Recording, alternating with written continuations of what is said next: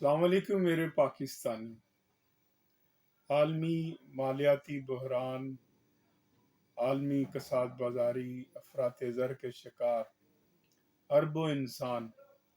یہ توقع باندھے ہوئے تھے کہ ڈونلڈ ٹرمپ اپنی تقریر کے ذریعے دنیا کو امن کا پیغام دیں گے اور ایران جنگ کو بند کرنے کا اعلان کر سکتے ہیں۔ تاہم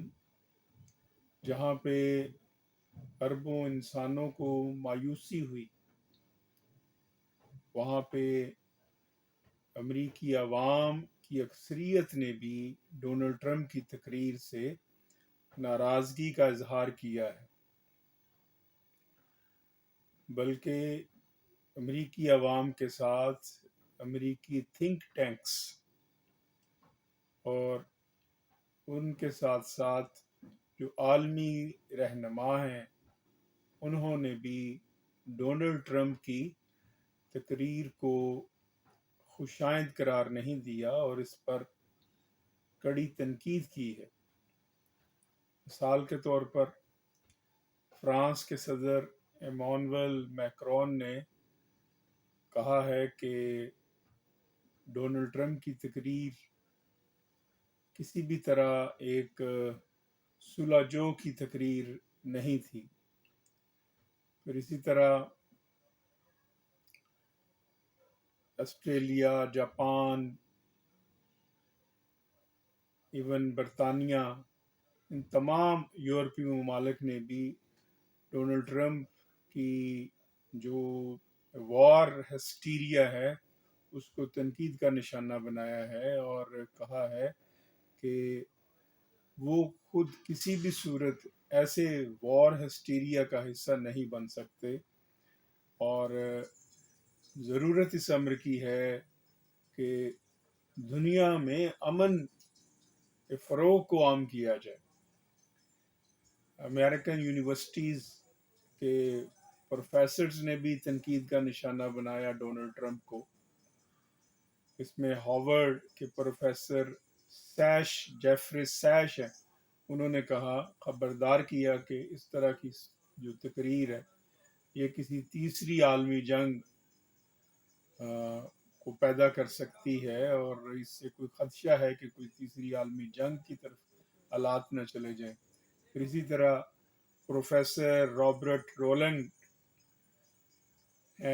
کینساس یونیورسٹی کے پروفیسر، انہوں نے کہا کہ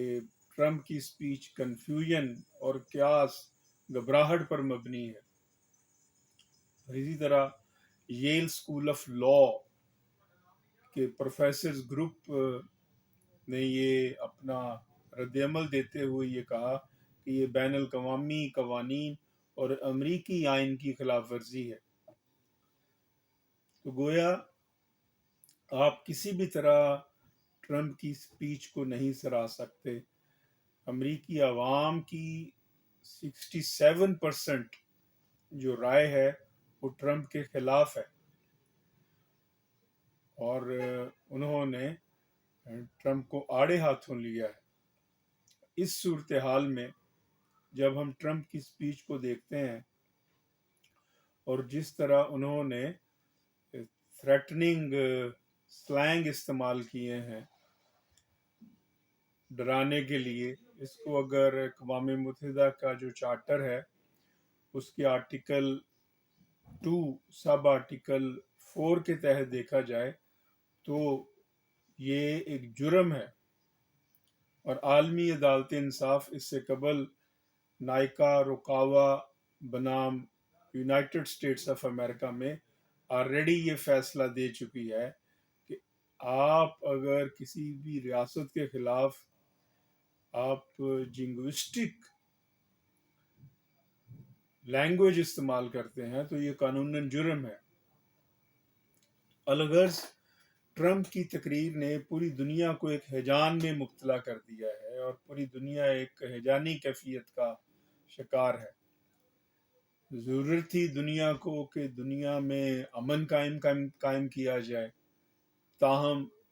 ٹرمپ اس موڈ میں نہیں ہے کہ وہ دنیا کو امن کی طرف لے کے آئیں۔ اب سوال یہ پیدا ہوتا ہے ہیومن رائٹس ایکٹیوسٹ کے لیے جو انسانی حقوق کا سوچتے ہیں کہ یہ جنگ کیسے ختم ہو، اور یہ سوال ان کے لیے بھی ہے جو براہ راست بلا واسطہ یا بالواسطہ کسی نہ کسی طرح اس جنگ کے سے متاثر ہیں. جیسے ہمارے ہاں ابھی جب میں آپ سے بات کر رہا ہوں تو پیٹرول مزید مہنگا کرنا پڑ رہا ہے، تو معیشت کو تباہ کیا جا رہا ہے اور اس وجہ سے ہو رہی ہے. تو میں بات کر رہا تھا کہ جنگ کیسے ختم کی جائے. اگرچہ اس میں پاکستان ایک بہت بہتر رول ادا کر رہا ہے اور توقع ہے کہ پاکستان اس میں اور بہتر رول ادا کرے، اور پاکستان کا رول اور بہتر اس وقت ہو سکتا ہے جب پاکستان چین اور روس کو آن بورڈ کرتے ہوئے اس سارے عمل کا حصہ بنے تو بہتر صورت سامنے آ سکتی ہے. پھر اسی طرح عرب ریاستوں کے لیے بھی میرے نزدیک یہ اہم ہے اس صورتحال میں کہ وہ ٹرمپ کے دائرہ اثر سے باہر نکلیں. وہ ٹرمپ کے دائرہ اثر سے باہر نکلیں گے تو تبھی صورتحال جو ہے وہ ان کے حق میں آئے گی. جس طرح قطر نے جرت کا مظاہرہ کیا ہے اور وہ اس نے کہا ہے کہ ہم ایران کے ساتھ دوستی چاہتے ہیں، اسی طرح باقی عرب ممالک جو ہیں وہ بھی ٹرمپ کے دائرہ سے باہر نکلیں. اس کا نتیجہ یہ ہوگا کہ ڈونلڈ ٹرمپ جو ہے وہ بھی خود چاہے گا کہ یہ ایران جنگ سے باہر نکلا جائے. جب ڈونلڈ ٹرمپ چاہے گا کہ ایران جنگ سے باہر نکلا جائے تو پھر اس کا نتیجہ یہ نکلے گا کہ ٹرمپ کے باہر نکلنے کی صورت میں جو اسرائیل ہے وہ تنہا رہ جائے گا، اور تنہا اسرائیل کسی صورت بھی مقابلہ نہیں کر سکتا، اور اسرائیل کو پھر یہ جو ایران جنگ ہے وہ چھوڑنی پڑے گی. جو تیسری امپورٹنٹ ڈیولپمنٹ ہے وہ میں سمجھتا ہوں اگرچہ بورڈ آف پیس کے بعد اقوام متحدہ کا جو ادارہ ہے وہ غیر مؤثر ہو چکا ہے، تاہم پھر بھی اس صورتحال میں بھی میں سمجھتا ہوں کہ اقوام متحدہ اور سیکورٹی کونسل ایسی گارنٹی پرووائڈ کر سکتی ہے اور اپنی وہ کوشش کر سکتی ہے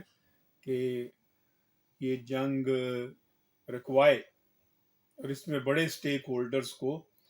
سٹیپس لینا ہوں گے. چوتھا اہم اقدام یہ بھی ہو سکتا ہے،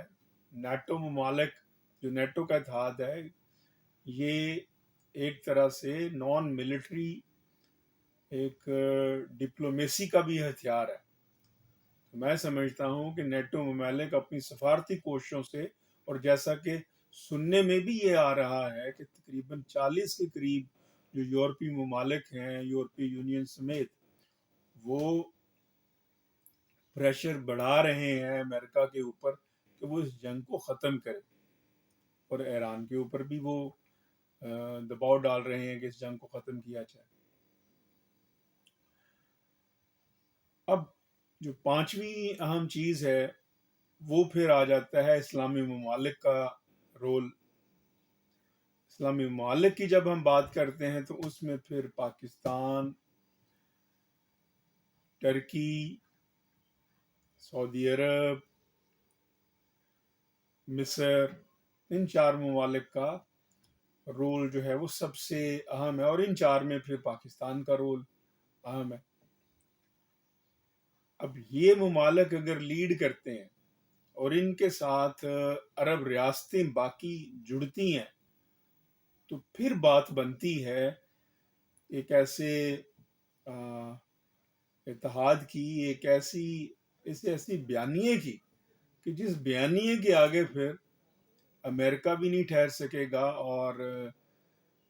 جو اسرائیل بھی اس کا سامنا نہیں کر سکے گا. تو ضرورت ہے اس وقت ایک مضبوط بیانیے کی اسرائیل کے خلاف اور امریکہ کے خلاف